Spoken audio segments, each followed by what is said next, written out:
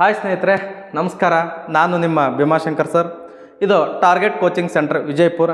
ಇವತ್ತಿನ ದಿವಸ ನಾನು ಭಾರತ ಸಂವಿಧಾನದಲ್ಲಿನ ಒಂದು ಮುಖ್ಯವಾದಂಥ ಟಾಪಿಕನ್ನು ನಿಮ್ಮ ಮುಂದೆ ತೆಗೆದುಕೊಂಡು ಬಂದಿದ್ದೇನೆ.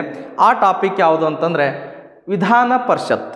ಈ ಪ್ರಶ್ನೆ ಪತ್ರಿಕೆಗಳನ್ನು ತೆಗೆದುಕೊಂಡಾಗ ವಿಧಾನ ಪರಿಷತ್ ಮೇಲೆ ಒಂದಿಲ್ಲ ಒಂದು ಪ್ರಶ್ನೆಯನ್ನು ಕೇಳೇ ಇರ್ತಾರೆ ಸ್ನೇಹಿತರು. ಹಾಗಾದರೆ ಆ ವಿಧಾನ ಪರಿಷತ್ ಬಗ್ಗೆ ತಿಳಿಸುವಂಥ ವಿಧಿ ಯಾವುದು ಅಂತಂದರೆ 171ನೇ ವಿಧಿ. ಇದು ಗೊತ್ತಿರಬೇಕು. ವಿಧಾನ ಪರಿಷತ್ ಬಗ್ಗೆ ತಿಳಿಸುವಂಥ ವಿಧಿ ಅಥವಾ ವಿಧಾನ ಪರಿಷತ್ ಬಗ್ಗೆ ವಿವರಿಸುವಂಥ ವಿಧಿ ಯಾವುದು ಅಂತಂದರೆ 171. ಹಾಗಾದರೆ ವಿಧಾನ ಪರಿಷತ್ ಅಂತ ನೋಡಿದಾಗ ಇದನ್ನು ರಾಜ್ಯ ಶಾಸಕಾಂಗದ ಮೇಲ್ಮನೆ ಎಂದು ಕರೆಯುತ್ತೇವೆ. ಹಾಗಾದರೆ ನೋಡಿ, ವಿಧಾನ ಪರಿಷತ್ತನ್ನು ಮೇಲ್ಮನೆ ಅಂತ ಕರೆದ್ರೆ ರಾಜ್ಯ ಶಾಸಕಾಂಗದ ಕೆಳಮನೆ ಅಂತ ಯಾವುದಕ್ಕೆ ಕರಿತೀವಿ ಅಂದ್ರೆ ವಿಧಾನಸಭೆಗೆ, ವಿಧಾನ ಪರಿಷತ್ತಿಗೆ ಮೇಲ್ಮನೆ. ಹಾಗಾದರೆ ಈ ವಿಧಾನ ಪರಿಷತ್ತನ್ನು ಪರಿಗಣಿಸಿದಾಗ ಅಥವಾ ನೋಡಿದಾಗ ಇದು ಪರೋಕ್ಷವಾಗಿ ಚುನಾಯಿತವಾದಂಥ ಸಂಸ್ಥೆ ಅಂತ ಹೇಳ್ತೇವೆ. ಪ್ರತ್ಯಕ್ಷ ಅಲ್ಲ, ಪರೋಕ್ಷವಾಗಿ ಚುನಾಯಿತವಾದಂಥ ಸಂಸ್ಥೆ. ಹಾಗಾದ್ರೆ ಪ್ರತ್ಯಕ್ಷ ಅಂದ್ರೇನು, ಪರೋಕ್ಷ ಅಂದ್ರೇನು? ಇಲ್ಲಿ ಪ್ರತ್ಯಕ್ಷ ಅಂದರೆ ಭಾರತದ ಜನರು ಅಂದರೆ ಮತದಾರರೇ ನೇರವಾಗಿ ಮತ ನೀಡುವುದರ ಮೂಲಕ ಆಯ್ಕೆ ಮಾಡಿದ್ರೆ ಪ್ರತ್ಯಕ್ಷ ಚುನಾವಣೆ ಅಂತ ಹೇಳ್ತೀವಿ. ಇದನ್ನ ವಿರುದ್ಧವಾಗಿ ಪರೋಕ್ಷ ಚುನಾವಣೆ ಅಂತಂದರೆ ಜನಪ್ರತಿನಿಧಿಗಳಿಂದ ಆಯ್ಕೆಯಾದರೆ ಪರೋಕ್ಷ ಚುನಾವಣೆ, ಅಂದರೆ ಜನರಿಂದ ಆಯ್ಕೆ ಆದರೆ ಪ್ರತ್ಯಕ್ಷ ಚುನಾವಣೆ, ಜನಪ್ರತಿನಿಧಿಗಳಿಂದ ಆಯ್ಕೆ ಆದರೆ ಪರೋಕ್ಷ ಚುನಾವಣೆ ಅಂತ ಕರಿತೇವೆ ಸ್ನೇಹಿತರೆ. ಹಾಗಾದರೆ ವಿಧಾನ ಪರಿಷತ್ತನ್ನು ತೆಗೆದುಕೊಂಡಾಗ ಇಲ್ಲಿ ನೋಡಿ, ವಿಧಾನ ಪರಿಷತ್ತು ಎಲ್ಲ ರಾಜ್ಯಗಳಲ್ಲಿಲ್ಲ, ಕೆಲವು ಅಂದರೆ 6 ರಾಜ್ಯಗಳಲ್ಲಿ ಮಾತ್ರ ವಿಧಾನ ಪರಿಷತ್ತಿದೆ. ಹಾಗೆ ವಿಧಾನ ಪರಿಷತ್ ಸದಸ್ಯರ ಸಂಖ್ಯೆಯನ್ನು ತೆಗೆದುಕೊಂಡರೂ ಕೂಡ ರಾಜ್ಯದಿಂದ ರಾಜ್ಯಕ್ಕೆ ವ್ಯತ್ಯಾಸವಿದೆ. ಹಾಗಾದ್ರೆ ಯಾಕದು ವ್ಯತ್ಯಾಸ ಇತ್ತು ಅಂತ ನೋಡಿದಾಗ ಇಲ್ಲಿ ಭಾರತ ಸಂವಿಧಾನದಲ್ಲಿ ಒಂದು ನಿಯಮ ಇದೆ. ಏನು ನೋಡಿ, ವಿಧಾನ ಪರಿಷತ್ತಿನ ಸದಸ್ಯರ ಸಂಖ್ಯೆ ರಾಜ್ಯದಿಂದ ರಾಜ್ಯಕ್ಕೆ ವ್ಯತ್ಯಾಸ ಏಕಿದೆ ಅಂತಂದರೆ ವಿಧಾನ ಪರಿಷತ್ತಿನ ಸದಸ್ಯರ ಸಂಖ್ಯೆ ಏನನ್ನು ಅವಲಂಬಿಸುತ್ತದೆ ಅಂತಂದರೆ ವಿಧಾನಸಭೆಯ ಸದಸ್ಯರ ಸಂಖ್ಯೆಯನ್ನು ಅವಲಂಬಿಸಿರುತ್ತದೆ. ಬಹಳ ಇಂಪಾರ್ಟೆಂಟ್, ವಿಧಾನಸಭೆ ಸದಸ್ಯರ ಸಂಖ್ಯೆ ಅವಲಂಬಿಸಿರುತ್ತದೆ ಅಂತ ಹೇಳ್ತೇವೆ. ಹಾಗಾದರೆ ವಿಧಾನಸಭೆ ಸದಸ್ಯರಿಗೆ ಅನುಗುಣವಾಗಿ ಎಷ್ಟು ಜನ ಸದಸ್ಯರು ವಿಧಾನ ಪರಿಷತ್ನಲ್ಲಿ ಇರಬೇಕು ಅಂತ ಸಂವಿಧಾನ ಸ್ಪಷ್ಟಪಡಿಸುತ್ತದೆ ಅಂತಂದರೆ ಆ ರಾಜ್ಯದ ವಿಧಾನಸಭೆಯ ಸದಸ್ಯರ 1/3 ಸದಸ್ಯರ ವಿಧಾನ ಪರಿಷತ್ತಿಗೆ ರಚನೆಯಾಗಬೇಕು. ಇದು ಬಹಳ ಇಂಪಾರ್ಟೆಂಟ್ ನೋಡಿ. ಈಗ ಪ್ರಸ್ತುತ 6 ರಾಜ್ಯಗಳಲ್ಲಿ ಏನು ವಿಧಾನ ಪರಿಷತ್ ಇದೆಯಲ್ಲ, ಆ ರಾಜ್ಯಗಳ ಉದಾಹರಣೆ ತೆಗೆದುಕೊಂಡಾಗ ಆ ರಾಜ್ಯದ ವಿಧಾನಸಭೆಯ ಒಟ್ಟು ಸದಸ್ಯರಲ್ಲೇ 1/3 ಸದಸ್ಯರು ಏನಾಗಿರುತ್ತಾರೆ, ವಿಧಾನ ಪರಿಷತ್ ಸದಸ್ಯರಾಗಿರುತ್ತಾರೆ. ಇದು ಗರಿಷ್ಠ, 1/3 ಮೀರಬಾರದು, ಗರಿಷ್ಠ ಅಂತ ಹೇಳ್ತಾರೆ. ಹಾಗಾದರೆ ಕನಿಷ್ಠ ಎಷ್ಟು ಜನ ಸದಸ್ಯರು ಇರಲೇಬೇಕು ವಿಧಾನ ಪರಿಷತ್ತಿಗೆ ಅಂತಂದರೆ ಕನಿಷ್ಠ ನೋಡ್ರಿ ಎಷ್ಟು ಜನ ಇರಲೇಬೇಕು ಅಂತಂದರೆ 40 ಜನ ಕನಿಷ್ಠ ಇರಲೇಬೇಕು. 39 ಸದಸ್ಯರು ಇರುವಂತಿಲ್ಲ, ಕನಿಷ್ಠ 40 ಜನ ಸದಸ್ಯರು ಇರಬೇಕು. ಹಾಗಾದರೆ ಪ್ರಸ್ತುತ ಕರ್ನಾಟಕ ವಿಧಾನ ಪರಿಷತ್ ಸದಸ್ಯರ ಸಂಖ್ಯೆ ಎಷ್ಟು ಅಂತಂದರೆ 75. ಹಾಗಾದರೆ ಭಾರತ ದೇಶದಲ್ಲಿ ಒಟ್ಟು ಎಷ್ಟು ರಾಜ್ಯಗಳಲ್ಲಿ ವಿಧಾನ ಪರಿಷತ್ ಇದೆ ಅಂತಂದರೆ 6 ರಾಜ್ಯಗಳಲ್ಲಿ ಮಾತ್ರ ವಿಧಾನ ಪರಿಷತ್ ಇದೆ ನೋಡ್ರಿ, 6 ರಾಜ್ಯಗಳು. ಹಾಗಾದರೆ ಆ 6 ರಾಜ್ಯಗಳು ಯಾವ್ಯಾವು ನೋಡಿ ಸ್ನೇಹಿತರೆ, ಇದ್ರ ಮೇಲೆ ಪ್ರಶ್ನೆ ಬರುತ್ತೆ. ಈ ಕೆಳಗಿನ ಯಾವ ರಾಜ್ಯವು ವಿಧಾನ ಪರಿಷತ್ ಹೊಂದಿಲ್ಲ ಅಥವಾ ಈ ಕೆಳಗಿನ ಯಾವ ರಾಜ್ಯವು ವಿಧಾನ ಪರಿಷತ್ ಹೊಂದಿದೆ ಅಂತ ಪ್ರಶ್ನೆ ಕೇಳಿದಾಗ ಆ 6 ರಾಜ್ಯಗಳ ಪಟ್ಟಿ ನಿಮಗೆ ಗೊತ್ತಿರಬೇಕು. ಅದು ಸಿಂಪಲ್ ಆಗಿ ಒಂದು ಕೋಡ್ ಮೂಲಕ ನೆನ್ಪಿಟ್ಕೊಂಡು ಬಿಡ್ರಿ.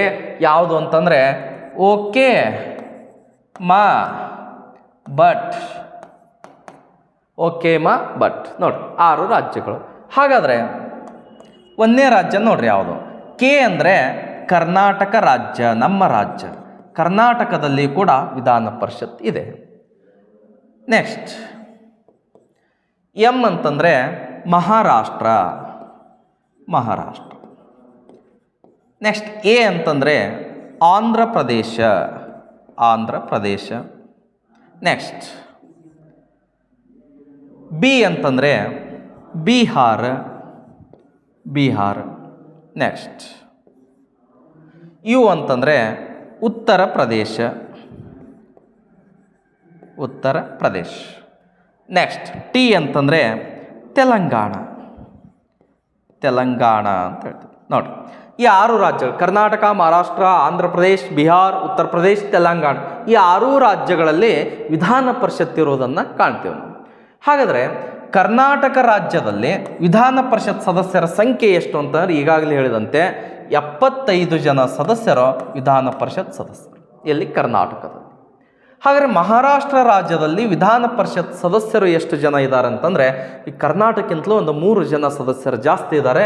ಯಾಕಂದರೆ ಅಲ್ಲಿ ವಿಧಾನಸಭೆಯ ಸದಸ್ಯರ ಸಂಖ್ಯೆ ಹೆಚ್ಚು ಇದೆ. ಸೊ ಹೀಗಾಗಿ ಎಷ್ಟು ಅಂತಂದರೆ 78 ಜನ ಸದಸ್ಯರು ಎಲ್ಲಿ ಮಹಾರಾಷ್ಟ್ರ. ಹಾಗಾದರೆ ಆಂಧ್ರ ಪ್ರದೇಶದಲ್ಲಿ ಎಷ್ಟು ಜನ ಸದಸ್ಯರು ಅಂತಂದರೆ ನೋಡಿ, ಆಂಧ್ರ ಪ್ರದೇಶ ಎಷ್ಟು ಅಂದರೆ 58 ಜನ ಸದಸ್ಯರು ಆಂಧ್ರ ಪ್ರದೇಶದಲ್ಲಿರುವುದನ್ನು ಕಾಣ್ತೀವಿ. ನೆಕ್ಸ್ಟ್, ಬಿಹಾರ ರಾಜ್ಯದಲ್ಲಿ ಎಷ್ಟು ಜನ ವಿಧಾನ ಪರಿಷತ್ ಸದಸ್ಯರಿದ್ದಾರೆ ಅಂತಂದರೆ 75. ನಮ್ಮ ಕರ್ನಾಟಕದಲ್ಲಿ ಎಷ್ಟಿದೆ ಸೇಮ್ ಬಿಹಾರದಲ್ಲಿ ಕಂಡುಬರುತ್ತೆ. ಹಾಗೆ ಉತ್ತರ ಪ್ರದೇಶದಲ್ಲಿ ಎಷ್ಟು ಜನ ಸದಸ್ಯರಿದ್ದಾರೆ ಅಂತಂದರೆ 100 ಜನ ವಿಧಾನ ಪರಿಷತ್ ಸದಸ್ಯರಿದ್ದಾರೆ. ತೆಲಂಗಾಣ ರಾಜ್ಯದಲ್ಲಿ ಎಷ್ಟು ಜನ ವಿಧಾನ ಪರಿಷತ್ ಸದಸ್ಯರಿದ್ದಾರೆ ಅಂತಂದರೆ 40 ಜನ ಸದಸ್ಯರು ವಿಧಾನ ಪರಿಷತ್ತಿನ ಸದಸ್ಯರಿರುವುದನ್ನು ನಾವು ಕಾಣ್ತೇವೆ. ನೋಡಿರಿ, ಈ ಪಟ್ಟಿ ಗೊತ್ತಿರಬೇಕು. ಸಿಂಪಲ್ ಕೋಡ್ ನೆನ್ಪಿಟ್ಕೊಂಡ್ರಿ, ಓಕೆ ಅಮ್ಮ. ಬಟ್ ಇದು ನೆನ್ಪಿಟ್ಕೊಂಡ್ರೆ ನಿಮಗೆ 1 ಮಾರ್ಕ್ಸ್ ಫಿಕ್ಸ್ ಸ್ನೇಹಿತರೆ, ಎಲ್ಲಿ ಹೋಗೋದಿಲ್ಲ. ಇದು ವಿಧಾನ ಪರಿಷತ್ತು ಇಲ್ಲಿ ಯಾವ್ಯಾವ ರಾಜ್ಯದಲ್ಲಿ ಅಂತ. ಇನ್ನೊಂದು ಕ್ವಶನ್ ಕೇಳ್ತಾನೆ, ಇತ್ತೀಚೆಗೆ ಯಾವ ರಾಜ್ಯದಲ್ಲಿ ವಿಧಾನ ಪರಿಷತ್ತನ್ನು ರದ್ದುಗೊಳಿಸಲಾಯಿತು ಅಥವಾ ಇತ್ತೀಚೆಗೆ ವಿಧಾನ ಪರಿಷತ್ ರದ್ದುಗೊಂಡಿರುವುದು ಎಲ್ಲಿ ಅಂತ ಕೇಳಿದಾಗ ಜಮ್ಮು ಕಾಶ್ಮೀರದಲ್ಲಿ. ಯಾಕಂದರೆ ಜಮ್ಮು ಕಾಶ್ಮೀರ ಕೇಂದ್ರಾಡಳಿತ ಪ್ರದೇಶವಾಗಿರೋದ್ರಿಂದ ಅಲ್ಲಿ ವಿಧಾನ ಪರಿಷತ್ತನ್ನು ರದ್ದುಗೊಳಿಸಲಾಗಿದೆ. ಹೀಗಾಗಿ ಅದು ಕೂಡ ಗೊತ್ತಿರಬೇಕು. ನೆಕ್ಸ್ಟ್ ನೋಡಿ, ಹಾಗಾದರೆ ವಿಧಾನ ಪರಿಷತ್ತನ್ನು ತೆಗೆದುಕೊಂಡಾಗ ಇಲ್ಲಿ ನೋಡಿ ಸ್ನೇಹಿತರೆ, ಕರ್ನಾಟಕ ರಾಜ್ಯ ವಿಧಾನ ಪರಿಷತ್ ಸದಸ್ಯರ ಸಂಖ್ಯೆ 75 ಅಂತ ಹೇಳಿ ನಾನು. ಹಾಗಾದ್ರೆ ಪ್ರಶ್ನೆ ಕೇಳ್ತಾನೆ, ಕರ್ನಾಟಕ ರಾಜ್ಯದ ವಿಧಾನ ಪರಿಷತ್ತಿನ ಚುನಾಯಿತ ಸದಸ್ಯರ ಸಂಖ್ಯೆ ಎಷ್ಟು? ಭಾಳ ಇಂಪಾರ್ಟೆಂಟ್. ಚುನಾಯಿತ ಸದಸ್ಯರ ಸಂಖ್ಯೆ, ಚುನಾಯಿತ ಸದಸ್ಯರ ಸಂಖ್ಯೆ ಎಷ್ಟು ಅಂತಂದರೆ 64. ಇದು ಗೊತ್ತಿರಲೇಬೇಕು ಸ್ನೇಹಿತರೆ. ಕರ್ನಾಟಕ ರಾಜ್ಯ ಚುನಾಯಿತ ಸದಸ್ಯರ ಸಂಖ್ಯೆ 64, ಬಹಳ ಇಂಪಾರ್ಟೆಂಟ್. 64. ಎಸ್.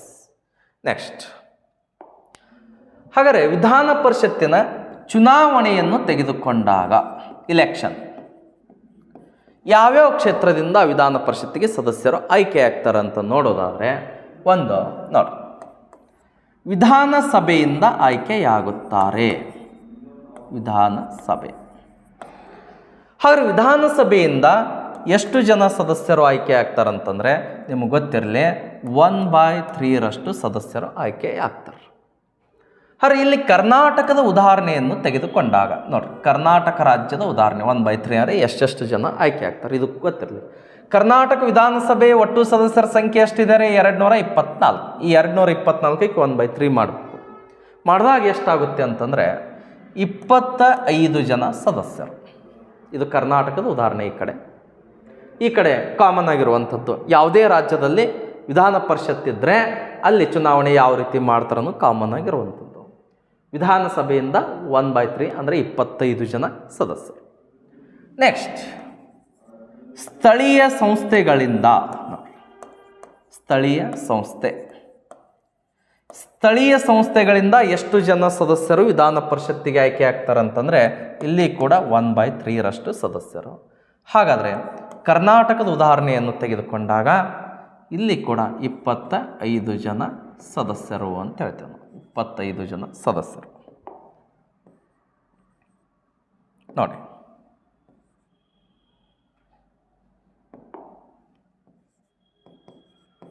Okay, next. ಹಾಗಾದ್ರೆ ನೆಕ್ಸ್ಟ್ ಎಲ್ಲಿಂದ ಆಯ್ಕೆ ಆಗ್ತಾರಂತಂದರೆ ಪದವೀಧರ ಕ್ಷೇತ್ರದಿಂದ. ಪದವೀಧರ ಕ್ಷೇತ್ರದಿಂದ ಎಷ್ಟು ಜನ ಸದಸ್ಯರು ಆಯ್ಕೆ ಆಗ್ತಾರಂತಂದರೆ 1/12 ಸದಸ್ಯರು ಆಯ್ಕೆ ಆಗ್ತಾರೆ. ಹಾಗಾದ್ರೆ ಎಷ್ಟು ಜನ ಸದಸ್ಯರಾಗ್ತಾರೆ 1/12 ಅಂತಂದರೆ 7 ಜನ ಸದಸ್ಯರು. ಎಷ್ಟು ಜನ ರೀ? 7 ಜನ ಸದಸ್ಯರು.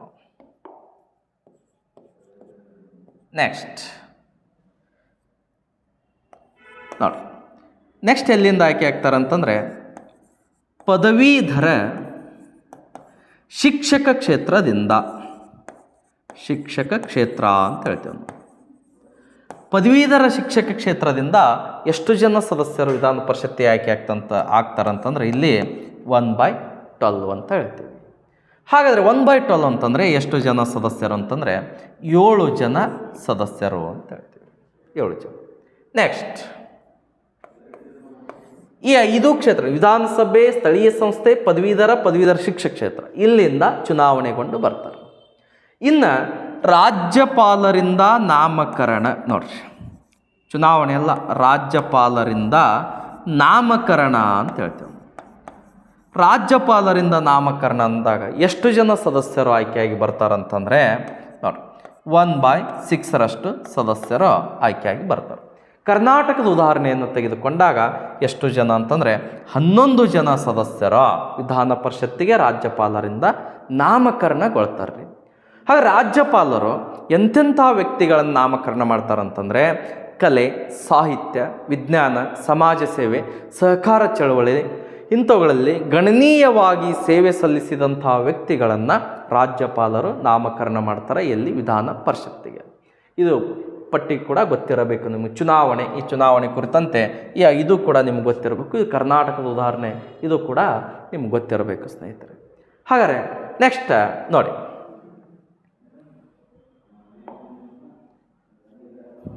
ವಿಧಾನ ಪರಿಷತ್ತಿನ ಸದಸ್ಯರ ಅರ್ಹತೆಗಳನ್ನು ತೆಗೆದುಕೊಂಡಾಗ ಒಂದನೇ ಅರ್ಹತೆ ಏನು ಅಂತಂದರೆ ಕಡ್ಡಾಯವಾಗಿ ಭಾರತದ ಪ್ರಜೆಯಾಗಿರಲೇಬೇಕು, ಭಾರತದ ಪ್ರಜೆ ಅಂತ ಹೇಳ್ತೀವಿ. ಎರಡನೇ ಅರ್ಹತೆ ಏನು ಅಂತಂದರೆ ವಯಸ್ಸು, ಭಾಳ ಇಂಪಾರ್ಟೆಂಟ್. ಕನಿಷ್ಠ ವಯಸ್ಸು ಎಷ್ಟಾಗಿರಬೇಕು ಅಂತಂದರೆ ಕನಿಷ್ಠ 30 ವರ್ಷ ವಯಸ್ಸಾಗಿರಲೇಬೇಕು. ನೆಕ್ಸ್ಟ್, ಯಾವುದೇ ರೀತಿಯಾದಂಥ ಲಾಭದಾಯಕ ಹುದ್ದೆಯಲ್ಲಿ ಇರಬಾರದು, ಭಾಳ ಇಂಪಾರ್ಟೆಂಟ್ ಇದು ಕೂಡ. ವಿಧಾನ ಪರಿಷತ್ತಿನ ಸದಸ್ಯ ಆಗಬೇಕಾದ್ರೆ ಒಬ್ಬ ವ್ಯಕ್ತಿ ಯಾವುದೇ ರೀತಿಯಾದ ಕೇಂದ್ರ ಸರ್ಕಾರದಾಗಲಿ ಅಥವಾ ರಾಜ್ಯ ಸರ್ಕಾರದಾಗಲಿ ಲಾಭದಾಯಕ ಹುದ್ದೆಯಲ್ಲಿ ಇರಬಾರದು. ನೋಡಿ, ಹುದ್ದೆಯಲ್ಲಿ ಇರಬೇಕು ಅಲ್ಲ, ಇರಬಾರದು. ನೆಕ್ಸ್ಟ್, ಕಾಲಕಾಲಕ್ಕೆ ಸಂಸತ್ತು ನಿಗದಿಪಡಿಸುವಂಥ ಇತರ ಅರ್ಹತೆಗಳನ್ನು ಹೊಂದಿರಬೇಕು. ಅಂದರೆ ಸಂಸತ್ತು ವಿಧಾನ ಪರಿಷತ್ ಕುರಿತಂತೆ ಯಾವಾಗ ನಿಯಮಗಳನ್ನು ಬದಲಾಯಿಸ್ತೋ ಅಥವಾ ಮತ್ತೊಂದು ಅರ್ಹತೆಯನ್ನು ಅಲ್ಲಿ ಸೇರಿಸ್ತದೋ ಅವಾಗ ಆ ಅರ್ಹತೆಗೆ ನಾವು ಬದ್ಧರಾಗಿರಬೇಕು ಅಂತಂದು ಇದು ಅರ್ಹತೆ. ವಿಧಾನ ಪರಿಷತ್ತಿನ ಸದಸ್ಯರಾಗಬೇಕಾದ್ರೆ ಅರ್ಹತೆ.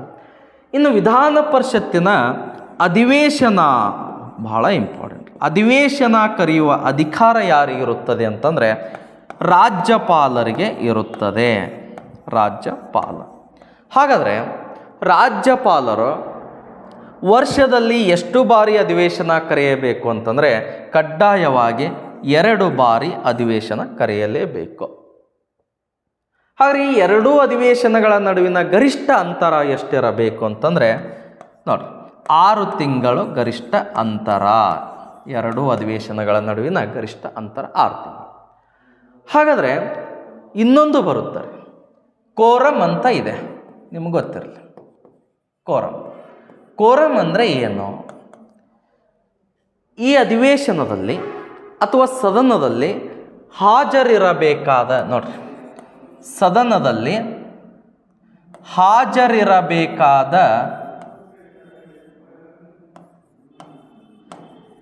ಹಾಜರಿರಬೇಕಾದ ಕನಿಷ್ಠ ಸದಸ್ಯರ ಸಂಖ್ಯೆ. ಅಂದರೆ ಒಂದು ಸದನ ನಡೆಸಬೇಕಾದ್ರೆ ಅಥವಾ ಅಧಿವೇಶನ ನಡೆಸಬೇಕಾದ್ರೆ ಆ ಸದನದಲ್ಲಿ ಹಾಜರಿರಬೇಕಾದಂಥ ಕನಿಷ್ಠ ಸದಸ್ಯರ ಸಂಖ್ಯೆಗೆ ಏನಂತ ಕರಿತೀವಿ? ಕೋರಮ್. ಇವಾಗ ನೀವು ಡಿಗ್ರಿ ಎಕ್ಸಾಮ್ ಬರಿಬೇಕಾದ್ರೆ ಎಕ್ಸಾಮ್ ಫಾರ್ಮ್ ತುಂಬಬೇಕಾದ್ರೆ ನಿಂದು ಹಾಜರಾತಿ 75 ಇಲ್ಲ ಅಂತಾರಲ್ಲ, ಅಲ್ಲಿ 75 ಏನ್ರಿ ನಿಗದಿಪಡಿಸ್ಯಾರ ನೋಡ್ರಿ, ಕನಿಷ್ಠ ಅಂತ ಹೇಳ್ತೀವಲ್ಲ. ಈ ರೀತಿ ಇಲ್ಲಿ ನಾವು ವಿಧಾನ ಪರಿಷತ್ತಲ್ಲಿ ಒಂದು ಸದನ ನಡೆಸಬೇಕಾದ್ರೆ ಅಲ್ಲಿ ಸದಸ್ಯರ ಸಂಖ್ಯೆ ಕನಿಷ್ಠ ಎಷ್ಟಿರಬೇಕು ಅಂತ ಹೇಳ್ತದ, ಅದಕ್ಕೆ ಕೋರಮ್ ಅಂತ ಕರಿತೀವಿ.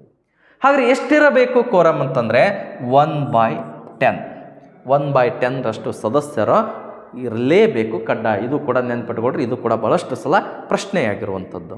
ಎಸ್. ಹಾಗಾದರೆ ನೆಕ್ಸ್ಟ್ ನೋಡಿ, ವಿಧಾನ ಪರಿಷತ್ತಿನ ಸದಸ್ಯರಿಗೆ ಪ್ರಮಾಣ ವಚನ ಬೋಧಿಸೋರು ಯಾರು? ಪ್ರಮಾಣ ವಚನ. ವಿಧಾನ ಪರಿಷತ್ತಿನ ಸದಸ್ಯರು ಯಾರಿಗೆ ರಾಜೀನಾಮೆಯನ್ನು ಕೊಡಬೇಕು? ರಾಜೀನಾಮೆ. ಹಾಗೆ ವಿಧಾನ ಪರಿಷತ್ತಿನ ಸದಸ್ಯರಿಗೆ ವಜಾ ಮಾಡುವಂಥ ಅಥವಾ ಪದಚ್ಯುತಿ ಮಾಡುವಂಥ ಅಧಿಕಾರ ಯಾರಿಗಿದೆ ಅಂತಂದರೆ ಆ ವಿಧಾನ ಪರಿಷತ್ತಿನ ಸಭಾಪತಿಗಳಿಗೆ ಇದೆ ಅಂತ ಹೇಳ್ತೇವೆ ನಾವು. ಸಭಾಪತಿ. ಎಸ್, ಇದು ಕೂಡ ಗೊತ್ತಿರಬೇಕು. ನೆಕ್ಸ್ಟ್ ಒಂದು ಪ್ರಶ್ನೆ. ಎಲ್ಲ ರಾಜ್ಯಗಳಲ್ಲಿ ವಿಧಾನ ಪರಿಷತ್ ಇಲ್ಲ, ಕೇವಲ 6 ರಾಜ್ಯಗಳಲ್ಲಿ ಮಾತ್ರ ವಿಧಾನ ಪರಿಷತ್ ಇದೆ. ಹಾಗಾದರೆ ಆ 6 ರಾಜ್ಯಗಳನ್ನು ಹೊರತುಪಡಿಸಿ, ಎಕ್ಸಾಂಪಲ್ ತಮಿಳುನಾಡು ಅಂತ ಇಟ್ಕೊಳ್ರಿ, ವಿಧಾನ ಪರಿಷತ್ ರಚನೆ ಮಾಡಿಕೊಳ್ಬೇಕು ಅಂತ ಮನಸ್ಸು ಮಾಡಿದೆ. ಸೊ ಹಾಗಾದರೆ ಆ ವಿಧಾನ ಪರಿಷತ್ತನ್ನು ರಚಿಸಿಕೊಳ್ಳುವಂಥ ಅಧಿಕಾರ ಆ ರಾಜ್ಯಕ್ಕೆ ಇದೇನೋ ಇಲ್ಲವೋ? ಅಥವಾ ಇದ್ದರೆ ಸಂವಿಧಾನದ ಎಷ್ಟನೇ ವಿಧಿಯಡಿಯಲ್ಲಿ ವಿಧಾನ ಪರಿಷತ್ತನ್ನು ರಚಿಸಿಕೊಳ್ಳಬಹುದು? ನೋಡಿ, ವಿಧಾನ ಪರಿಷತ್ತಿನ ರಚನೆ ಅಥವಾ ರದ್ದು ನೋಡಿದಾಗ, ಒಂದು ರಾಜ್ಯದಲ್ಲಿ ವಿಧಾನ ಪರಿಷತ್ ರಚನೆ ಮಾಡಬೇಕಾದ್ರೆ ಅಥವಾ ಇರುವಂಥ ವಿಧಾನ ಪರಿಷತ್ತು ರದ್ದು ಮಾಡಬೇಕಾದ್ರೆ ಸಂವಿಧಾನದ ಎಷ್ಟನೇ ವಿಧಿಯ ಅನುಸಾರವಾಗಿ ಅಂತಂದರೆ 169ನೇ ವಿಧಿಯ ಅನುಸಾರವಾಗಿ ಅಂತ ಹೇಳ್ತೇವೆ. ಹಾಗಾದ್ರೆ 169ನೇ ವಿಧಿಯ ಪ್ರಕಾರ ಒಂದು ರಾಜ್ಯ ವಿಧಾನ ಪರಿಷತ್ ರಚನೆ ಮಾಡಿಕೊಳ್ಳಲು ಮನಸ್ಸು ಮಾಡಿದರೆ ಆ ರಾಜ್ಯದಲ್ಲಿ, ಅಂದರೆ ಯಾವ ರಾಜ್ಯಕ್ಕೆ ವಿಧಾನ ಪರಿಷತ್ ಬೇಕಾಗಿರುತ್ತೋ ಆ ರಾಜ್ಯ ಒಂದು ನಿರ್ಣಯವನ್ನು ಅಂಗೀಕರಿಸಿ ಆ ರಾಜ್ಯದಿಂದ ಆ ರಾಜ್ಯ ಏನು ಮಾಡಬೇಕು? ಆ ನಿರ್ಣಯಕ್ಕೆ ಅನುಮೋದನೆಯನ್ನು ಕೊಡಬೇಕು.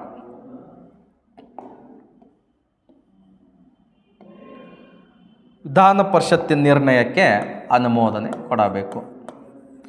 ಅನುಮೋದನೆ ನೀಡಿದ ನಂತರ ಸಂಸತ್ತು ಅಂದರೆ ಪಾರ್ಲಿಮೆಂಟ್, ಸಂಸತ್ತು ಒಂದು ಕಾಯ್ದೆಯನ್ನು ಹೊರಡಿಸುವುದರ ಮೂಲಕ ಆ ರಾಜ್ಯಕ್ಕೆ ವಿಧಾನ ಪರಿಷತ್ತನ್ನು ರಚನೆ ಮಾಡಿಕೊಳ್ಳಲು ಅವಕಾಶ ನೀಡ್ತವೆ, ವಿಧಾನ ಪರಿಷತ್ತನ್ನು ರಚಿಸಿಕೊಳ್ಳಲು ಅವಕಾಶ ನೀಡ್ತದೆ. ಇಲ್ಲಿ ಕ್ವಶನ್ ಏನು ಕೇಳ್ತಾನಂತಂದರೆ, ಒಂದು ರಾಜ್ಯದಲ್ಲಿರುವಂತಹ ವಿಧಾನ ಪರಿಷತ್ತನ್ನು ರದ್ದುಗೊಳಿಸಲು ಅಥವಾ ಒಂದು ರಾಜ್ಯಕ್ಕೆ ವಿಧಾನ ಪರಿಷತ್ತನ್ನು ಹೊಸದಾಗಿ ರಚನೆ ಮಾಡಿಕೊಳ್ಳಬೇಕಾದ್ರೆ ಯಾವ ವಿಧಿಯ ಅನುಸಾರವಾಗಿ ಅಂತ ಕ್ವಶನ್ ಕೇಳಿದಾಗ 169ನೇ ವಿಧಿಯ ಅನುಸಾರವಾಗಿ ಅಂತ ಗೊತ್ತಿರಬೇಕು ಸ್ನೇಹಿತರೆ. ಇದು ಪ್ರಶ್ನೆ. ನೆಕ್ಸ್ಟ್ ನೋಡಿ, ಹಾಗಾದರೆ ವಿಧಾನ ಪರಿಷತ್ತಿನ ಅಧಿಕಾರ ಕಾರ್ಯಗಳನ್ನು ನೋಡಿದಾಗ ಇಲ್ಲೇ 2 ಅಧಿಕಾರ ಕಾರ್ಯಗಳು ಬಹಳ ಇಂಪಾರ್ಟೆಂಟ್. ಅಧಿಕಾರ ಕಾರ್ಯ ಅಂತ ಹೇಳ್ತೇವೆ ನಾವು. ಆ 2 ಅಧಿಕಾರ ಕಾರ್ಯಗಳು ಯಾವುವು ಅಂತಂದರೆ, ಒಂದು ಶಾಸನೀಯ ಅಧಿಕಾರ ಕಾರ್ಯ. ಶಾಸನೀಯ ಅಧಿಕಾರ ಕಾರ್ಯ. ಶಾಸನೀಯ ಅಧಿಕಾರ ಕಾರ್ಯ ಅಂತಂದರೆ ಒಂದು ಸಾಮಾನ್ಯ ಮಸೂದೆಯನ್ನು ರಾಜ್ಯ ಶಾಸಕಾಂಗದ ಯಾವುದಾದರೂ ಒಂದು ಸದನದಲ್ಲಿ ಮಂಡಿಸಬಹುದು. ಯಾವುದಾದರೂ ಸದನ. ಎಂಥ ಮಸೂದೆ? ಸಾಮಾನ್ಯ ಮಸೂದೆ ಅಂತ ಹೇಳ್ತೀವಿ. ಎಕ್ಸಾಂಪಲ್, ಆ ಒಂದು ಸಾಮಾನ್ಯ ಮಸೂದೆಯನ್ನು ವಿಧಾನಸಭೆಯಲ್ಲಿ ಮಂಡಿಸಿದರೆ ನೋಡಿ, ವಿಧಾನ ಪರಿಷತ್ತಲ್ಲ, ವಿಧಾನಸಭೆಯಲ್ಲಿ ಮಂಡಿಸಿರುವಂಥ ಒಂದು ಸಾಮಾನ್ಯ ಮಸೂದೆ, ಆ ಮಸೂದೆಗೆ ವಿಧಾನಸಭೆ ಅನುಮೋದನೆ ನೀಡಿದರೆ ಅಥವಾ ಆ ವಿಧಾನಸಭೆಯಲ್ಲಿ ಆ ಮಸೂದೆ ಅಂಗೀಕಾರಗೊಂಡರೆ ಆ ಮಸೂದೆಯನ್ನು ಯಾರಿಗೆ ಕೊಟ್ಟು ಕಳಿಸ್ತಾರೆ ಅಂತಂದರೆ ವಿಧಾನ ಪರಿಷತ್ತಿಗೆ ಕೊಟ್ಟು ಕಳಿಸ್ತಾರೆ. ವಿಧಾನ ಪರಿಷತ್. ಆಗ ವಿಧಾನ ಪರಿಷತ್ ಏನು ಮಾಡ್ತದೆ ಅಂತಂದರೆ 3 ತಿಂಗಳ ಒಳಗಾಗಿ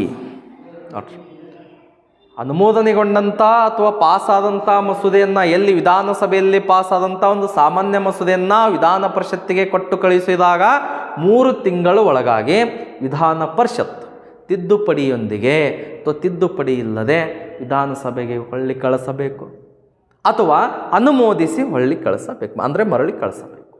ಒಂದು ವೇಳೆ 3 ತಿಂಗಳಾದರೂ ಕೂಡ ವಿಧಾನ ಪರಿಷತ್ ಯಾವುದೇ ಕ್ರಮ ಕೈಗೊಳ್ಳದಿದ್ದರೆ ವಿಧಾನಸಭೆ 2ನೇ ಬಾರಿಗೆ ನೋಡ್ರಿ, ವಿಧಾನಸಭೆ 2ನೇ ಬಾರಿಗೆ ಮತ್ತೊಮ್ಮೆ ಅದೇ ಮಸೂದೆಯನ್ನು ವಿಧಾನ ಪರಿಷತ್ತಿಗೆ ಕಳಿಸುತ್ತೆ. ಆ ಎರಡನೇ ಬಾರಿಗೆ ವಿಧಾನ ಪರಿಷತ್ತಿಗೆ ಕಳಿಸಿದಾಗ ಆ ಮಸೂದೆಯನ್ನು ಮತ್ತೆ ವಿಧಾನ ಪರಿಷತ್ 1 ತಿಂಗಳು ಒಳಗಾಗಿ ನೋಡ್ರಿ 1 ತಿಂಗಳು ಒಳಗಾಗಿ ಕಡ್ಡಾಯವಾಗಿ ವಿಧಾನಸಭೆಗೆ ಹಿಂತಿರುಗಿಸಲೇಬೇಕು ಅನುಮೋದನೆಯೊಂದಿಗೆ. ಒಂದು ವೇಳೆ 1 ತಿಂಗಳಾದರೂ ಕೂಡ ವಿಧಾನ ಪರಿಷತ್ ಯಾವುದೇ ಕ್ರಮ ಕೈಗೊಳ್ಳದಿದ್ದರೆ ಎರಡೂ ಸದನ ಅಂದರೆ ವಿಧಾನಸಭೆ ವಿಧಾನ ಪರಿಷತ್ ಎರಡೂ ಸದನಗಳು ಒಪ್ಪಿವೆ ಎಂದು ತಿಳಿದು ರಾಜ್ಯಪಾಲರ ಅಂಕಿತಕ್ಕೆ ಕಳುಹಿಸಲಾಗುತ್ತದೆ. ರಾಜ್ಯಪಾಲರ ಅಂಕಿತ ಅಥವಾ ಸಹಿ ಅಂತ ಹೇಳ್ತೇವೆ ನಾವು, ಕಳಿಸಲಾಗುತ್ತೆ. ಆಗ ರಾಜ್ಯಪಾಲರು ಸಹಿ ನೀಡಿದರೆ ಅದು ಕಾಯ್ದೆಯಾಗಿ ಹೊರಹೊಮ್ಮುತ್ತದೆ, ಇಲ್ಲದಿದ್ದರೆ ಇಲ್ಲ. ಆ ಮಸೂದೆ ಕಾಯ್ದೆಯಾಗುತ್ತಾರೆ ಯಾವಾಗ ರಾಜ್ಯಪಾಲರ ಅಂಕಿತ. ಇದು ವಿಧಾನ ಪರಿಷತ್ತಿನ ರಚನೆ, ರದ್ದು ಮತ್ತು ಅಧಿಕಾರ ಕಾರ್ಯಗಳು. ಶಾಸನೀಯ ಅಧಿಕಾರ ಕಾರ್ಯಗಳಲ್ಲಿ ಇನ್ನೊಂದು ಅಧಿಕಾರ ಕಾರ್ಯ ಬಹಳ ಮುಖ್ಯವಾಗಿರುವಂಥದ್ದು ಸ್ನೇಹಿತರೆ. ಅದು ಯಾವುದು ಅಂತಂದರೆ ನೋಡಿಬಿಡಿ, ಇನ್ನೊಂದು ಯಾವುದು ಅಂತಂದರೆ ಹಣಕಾಸಿನ ಅಧಿಕಾರ ಕಾರ್ಯ ಅಂತ ಹೇಳ್ತೇವೆ ನಾವು. ಹಣಕಾಸಿನ ಅಧಿಕಾರ ಕಾರ್ಯ. ಹಾಗಾದರೆ ನೋಡಿ, ಹಣಕಾಸಿನ ಅಧಿಕಾರ ಕಾರ್ಯ ಅಂತಂದಾಗ ಇಲ್ಲಿ ವಿಧಾನಸಭೆಗೆ ಇರುವಷ್ಟು ಅಧಿಕಾರ ವಿಧಾನ ಪರಿಷತ್ತಿಗೆ ಇರುವುದಿಲ್ಲ. ಎದರಾಗ? ಹಣಕಾಸಿನ ಅಧಿಕಾರ ಕಾರ್ಯಗಳಲ್ಲಿ. ನೋಡಿ, ಹಣಕಾಸಿನ ಅಧಿಕಾರ ಕಾರ್ಯ. ಹಣಕಾಸಿನ ಅಧಿಕಾರ ಕಾರ್ಯಗಳು ನೋಡಿದಾಗ ವಿಧಾನಸಭೆಗೆ ಅತಿ ಹೆಚ್ಚು ಅಧಿಕಾರ ಇರುವಂಥದ್ದು, ವಿಧಾನ ಪರಿಷತ್ತಿಗೆ ಕಡಿಮೆ ಇರುವಂಥದ್ದು. ಅಂದರೆ ಒಂದು ಹಣಕಾಸು ಮಸೂದೆಯನ್ನು ನೋಡಿ, ಹಣಕಾಸು ಮಸೂದೆಯನ್ನು ಕಡ್ಡಾಯವಾಗಿ ಎಲ್ಲಿ ಮಂಡಿಸಲೇಬೇಕು ಅಂತಂದರೆ ವಿಧಾನಸಭೆಯಲ್ಲಿ ಮಂಡಿಸಬೇಕು. ವಿಧಾನಸಭೆ ಹಣಕಾಸು ಮಸೂದೆ ವಿಧಾನಸಭೆ ಅನುಮೋದನೆ ನಂತರ, ವಿಧಾನಸಭೆ ಅಂಗೀಕರಿಸಿದ ನಂತರ ವಿಧಾನ ಪರಿಷತ್ತಿಗೆ ಕೊಟ್ಟು ಕಳಿಸ್ತಾರೆ. ವಿಧಾನ ಪರಿಷತ್ ಆಗ ವಿಧಾನ ಪರಿಷತ್ ಎಷ್ಟು ದಿನದ ಒಳಗಾಗಿ ಅಂತಂದರೆ 14 ದಿನಗಳ ಒಳಗಾಗಿ ತಿದ್ದುಪಡಿ ಇಲ್ಲದೆ ಅಥವಾ ಸಲಹೆ ಸೂಚನೆಯೊಂದಿಗೆ ಕಡ್ಡಾಯವಾಗಿ ವಿಧಾನಸಭೆಗೆ ಕೊಟ್ಟು ಕಳುಹಿಸಲೇಬೇಕು. ನೋಡ್ರಿ, ವಿಧಾನಸಭೆಗೆ ಕೊಟ್ಟು ಕಳುಹಿಸಲೇಬೇಕು. ಇಲ್ಲದಿದ್ದರೆ ವಿಧಾನ ಪರಿಷತ್ ಒಪ್ಪಿದೆ ಎಂದು ತಿಳಿದು ಮತ್ತೆ ಯಾರಿಗೆ? ರಾಜ್ಯಪಾಲರ ಅಂಕಿತಕ್ಕೆ ಕಳುಹಿಸಲಾಗುತ್ತದೆ. ಇಂಪಾರ್ಟೆಂಟ್, ರಾಜ್ಯಪಾಲರ ಸಹಿಗೆ ಅಥವಾ ಅಂಕಿತಕ್ಕೆ ಕಳುಹಿಸಲಾಗುತ್ತದೆ. ಇದು ಹಣಕಾಸಿನ ಅಧಿಕಾರ. ಅಂದರೆ ಆ ಶಾಸನೀಯ ಅಧಿಕಾರ ತೆಗೆದುಕೊಂಡಾಗ 3+1 4 ತಿಂಗಳು ತಡೆ ಹಿಡಿಯುವ ಅಧಿಕಾರ ವಿಧಾನ ಪರಿಷತ್ ಹೊಂದಿದೆ. ಹಣಕಾಸಿನ ಅಧಿಕಾರ ತೆಗೆದುಕೊಂಡಾಗ ಕೇವಲ 14 ದಿನ ಮಾತ್ರ ತಡೆ ಹಿಡಿಯುವ ಅಧಿಕಾರವನ್ನು ಯಾವುದು ಹೊಂದಿದೆ ಅಂತಂದರೆ ವಿಧಾನ ಪರಿಷತ್. ಇನ್ನು ವಿಧಾನ ಪರಿಷತ್ತಿನ ಕೆಲವು ವಿಶೇಷ ಅಂಶಗಳನ್ನು ತೆಗೆದುಕೊಂಡಾಗ ನೋಡಿ, ವಿಧಾನ ಪರಿಷತ್ತಿನ ಪ್ರಥಮ ಸಭಾಪತಿ ಯಾರು? ಕೆ.ಟಿ. ಭಾಷಂ ಅಂತ ಹೇಳ್ತೀವಿ. ಹಾಗಾದ್ರೆ ವಿಧಾನ ಪರಿಷತ್ ಇದು ಕರ್ನಾಟಕ ವಿಧಾನ ಪರಿಷತ್ ಪ್ರಥಮ ಸಭಾಪತಿ ಕೆ.ಟಿ. ಭಾಷಂ. ಇದೇ ಕರ್ನಾಟಕ ವಿಧಾನ ಪರಿಷತ್ತಿನ ಪ್ರಥಮ ಉಪಸಭಾಪತಿ ಯಾರು? ನೋಡ್ರಿ, ಯಾರು ಅಂತಂದರೆ ಪಿ. ಗೋಪಾಲಕೃಷ್ಣ